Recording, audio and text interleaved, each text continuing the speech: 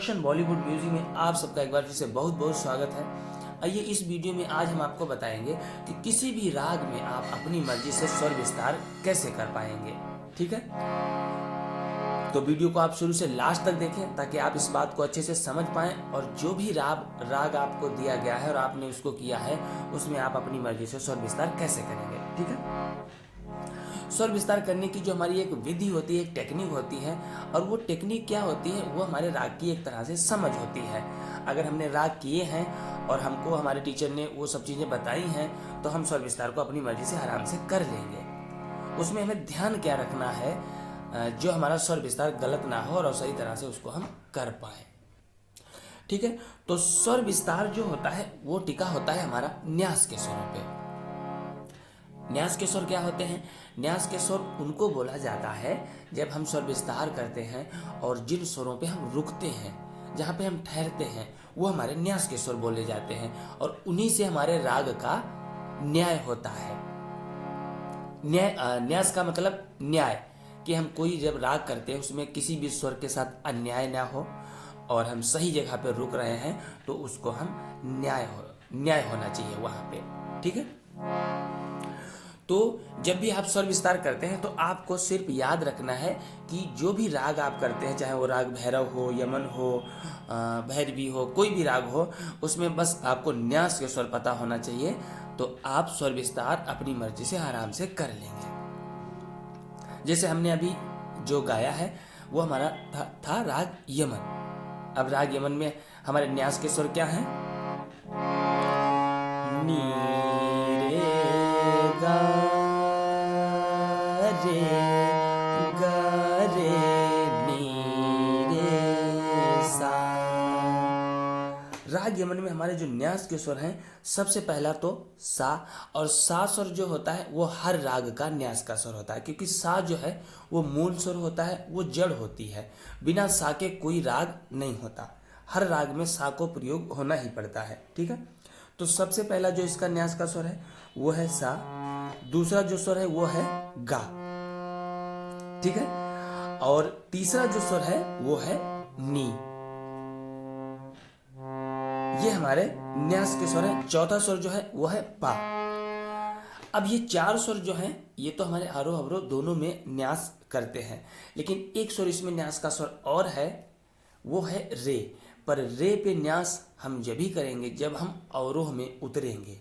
आरोह में हम राग यमन में रे पे न्यास नहीं करेंगे। ठीक है, जैसे नी रे गा, अभी हम रे पे नहीं रुके। ठीक है, नी रे गा रे गा रे नी रे सा।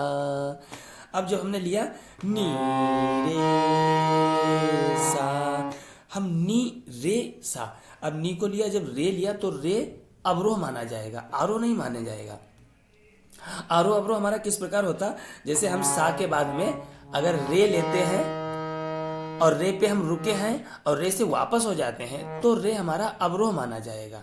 अगर रे से हम गा पे जाते हैं तो आरोह माना जाएगा। आरोह हमेशा जिस स्वर से हम वापस लौटते हैं वहां से अवरोह हो जाता है, और जिस स्वर को पकड़ के आगे जाते हैं, अभी जैसे हमने मान लो पा लिया, धा लिया तो आरोह हो गया, और पा से अगर हम वापस लौट गए मा पे तो अवरोह हो गया। ठीक है, तो जब भी हम न्यास करेंगे तो नी रे गा रे सा। अब कि हमने रे सा लिया तो अवरोह में रे पे हम रुकते हुए सा पे गए। ठीक है, तो ये इस तरह से हमें रे को या राग यमन में प्रयोग करना है। नी रे गा रे गा मा पा। पा पे हम रुक गए क्योंकि पा न्यास का स्वर है। पा मा गा रे गा। अब गा पे हम बार बार रुक रहे हैं, क्यों? क्योंकि गा न्यास का स्वर है। गा रे नी रे सा। इस तरह हमें राग यमन में न्यास करना है। तो आपने अगर नहीं लिखा है तो आप लिख लीजिए। राग यमन में हमारे न्यास के स्वर होंगे सा, गा, नी और पा और अवरोह में रे। सा गा नी पा अवरोह में रे। ठीक है, ये आपको ध्यान रखना है। इन स्वरों पे हमें न्यास करना है, रुकना है। ये था हमारा राग यमन। अब आइए हम राग भैरव में देखते हैं कि हमारे न्यास के स्वर क्या होंगे। राग भैरव सा रे ग म प ध नि सा सा नि ध प म ग रे सा। ये हमारे राग भैरव का आरोह अवरोह है। अब जो राग भैरव है, राग भैरव में हमारे न्यास के स्वर हैं सा, मा, पा, धा और रे। इनमें हमारे ये सभी स्वर आरोह में भी और अवरोह में भी प्रयोग होंगे। अब जैसे और एक चीज और होती है, जब हम कोई राग करते हैं तो सबसे पहले अगर आपको न्यास के स्वर याद हैं तो आप विस्तार तो बिंदास कर ही लेंगे। कुछ और चीजें होती हैं कि किन किन स्वरों को हमें आंदोलित करना होता है। ये सब चीजें तो आप जब किसी गुरु के सामने बैठते हैं तभी समझ में हमको आएंगी, क्योंकि बार बार हमें आंदोलित कौन से स्वर करने हैं, कहाँ पे हमें एक बार में ही कई स्वरों को लेना है। तो ये चीजें गुरु के सम्मुख जब हम बैठते हैं तो हमें एक एक चीज को बताया जाता है। लेकिन जो न्यास जो विस्तार है, विस्तार में अगर आपको न्यास के स्वर पता है तो आप विस्तार फर्स्ट क्लास कर लेंगे। अच्छा, न्यास के स्वर कैसे पता करें? ये राग की जो सिचुएशन होती है, जो राग का स्वभाव होता है, उसके ऊपर निर्भर होते हैं। ठीक है, आइए देखते हैं राग भैरव में हम किस तरह से स्वर विस्तार करेंगे। सा रे सा नी सा धा धा नी सा सा रे रे सा। अच्छा, इसमें हमारा रे न्यास का स्वर है। अब जब हम नी के बाद सा पे जाते हैं तो रे रे सा। हमें हमेशा रे को आंदोलित करना। आंदोलित करने का मतलब होता है कि बार बार उसी को टच करना। ध ध नी सा रे रे सा रे गा रे रे सा रे ग म ग म ग रे सा। अभी हम मा पे भी रुके, गा पे नहीं रुके, क्योंकि गा इसका न्यास का स्वर नहीं है। अब देखिए, जिन स्वरों पे हम रुक रहे हैं उन पे जैसे ही हम ठहरते हैं वैसे हमें राग का जो रूप है वो झलकने लगता है। सा रे ग म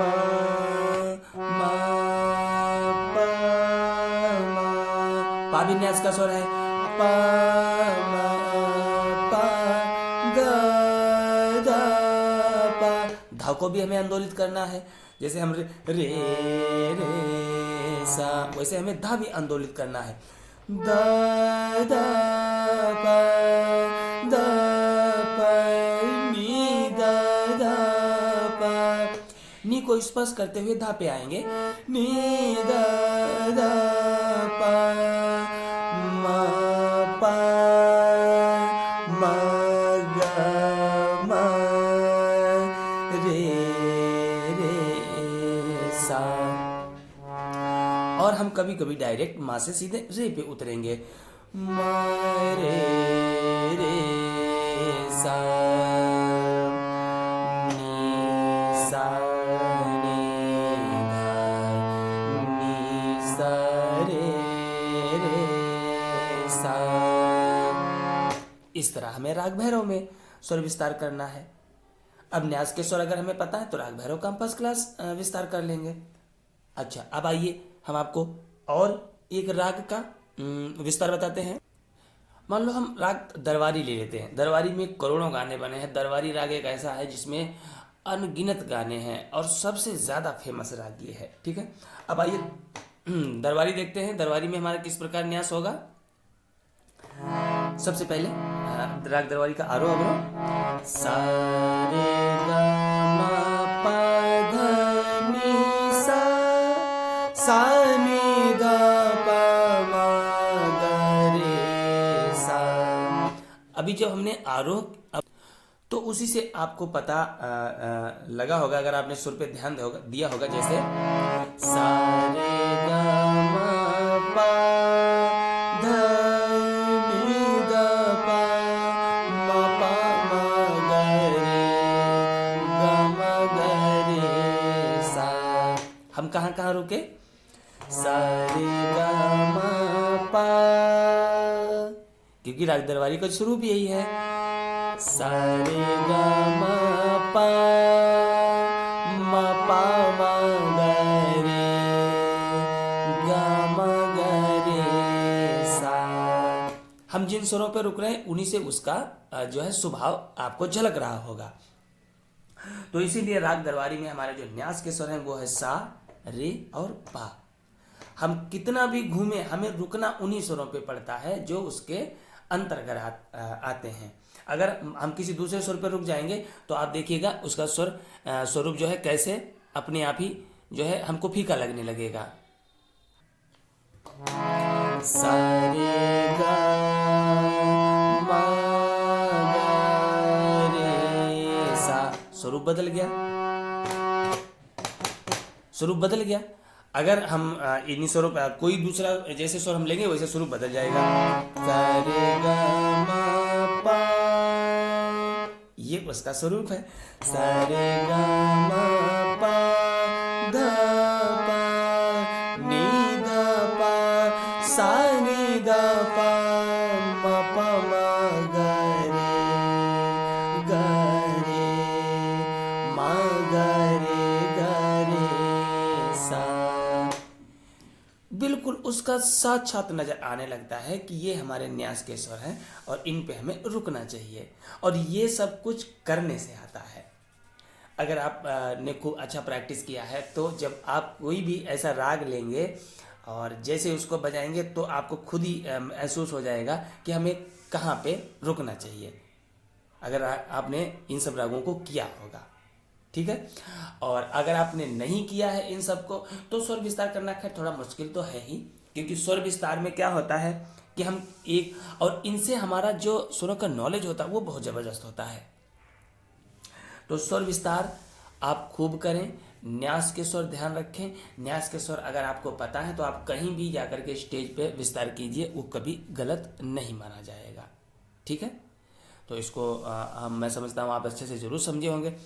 और लाइट म्यूजिक जो हम करते हैं वो एक अच्छा म्यूजिक आज के ज़माने में चल रहा है, वो सब कुछ है, लेकिन क्लासिकल में जो रौनक है, जो क्लासिकल में तो ताकत है, वो आपको लाइट म्यूजिक में नहीं मिलेगी। जब आप इस तरह का कुछ करते हैं और कुछ गाते हैं तो वो एक बहुत ही मजबूत चीज़ तैयार होती है। सोचिए आप किसी राग में आप लग जाइए, सबसे पहले आरोह अवरोह, फिर पकड़, फिर सरगम गीत, फिर बंदिश, फिर ताने, और फिर लग जाइए स्वर विस्तार में। एक राग को ही आपको करने में 6 महीने लग जाएंगे, लेकिन वो जब आप पूरा कर लेंगे तो आपके पास एक इतनी मजबूत चीज़ होगी और आप अपने आप को खुद बहुत मजबूत महसूस करेंगे कि हाँ, हमने कुछ म्यूजिक संगीत में कुछ किया है।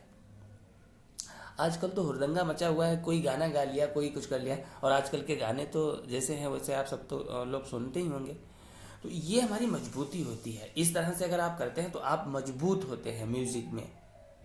ठीक है, तो ये अभी मैंने कुछ आपको बताया।